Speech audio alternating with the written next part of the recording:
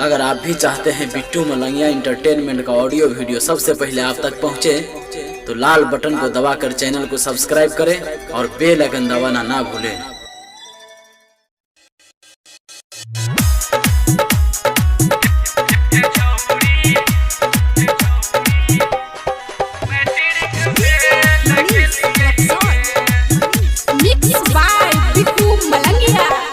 ये छौड़ी तोरे चक्कर में हम हूँ मैट्रिक फेल के लिए गे।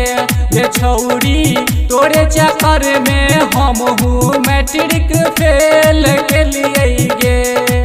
हाँ फेल के लिए गे।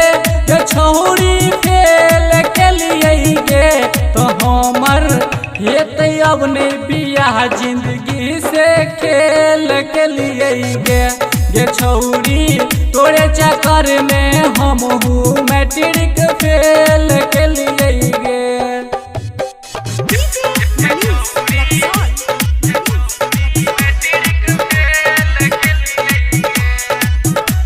अखन अहाँ सब सुन रहल छी मलंगिया रिकॉर्डिंग स्टूडियो के शानदार प्रस्तुति।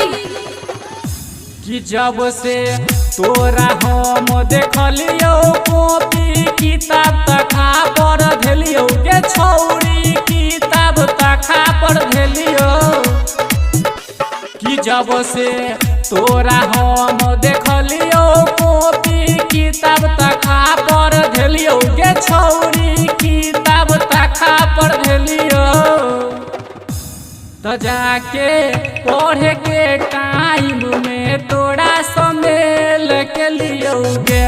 ये छौड़ी तोरे चक्कर में हम हूँ मैट्रिक फेल के लियो गे।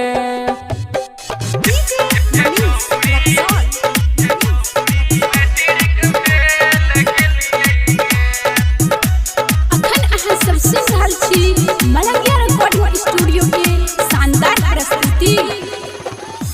तो कहे बिटुआ विकास पढ़ाई लिखाई के लिए नास गे छौड़ी पढ़ाई के लिए नास। तो कहे बिटुआ विकास पढ़ाई लिखाई के लिए नास गे छौड़ी पढ़ाई के लिए नास। तो दीपक रोमन छौरा कहो तोरे में सेल के लियो गे। ये छौड़ी तोरे चक्कर में हम हूँ मैट्रिक फेल के लियो गे। ये छौड़ी तोरे चक्कर में हम हूँ मैट्रिक फेल के लिए गे।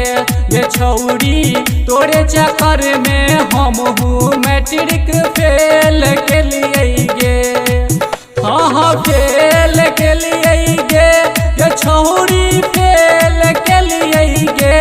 तो हमर हेत अब नहीं बियाह जिंदगी से खेल के लिए गे। ये छौड़ी तोरे चक्कर में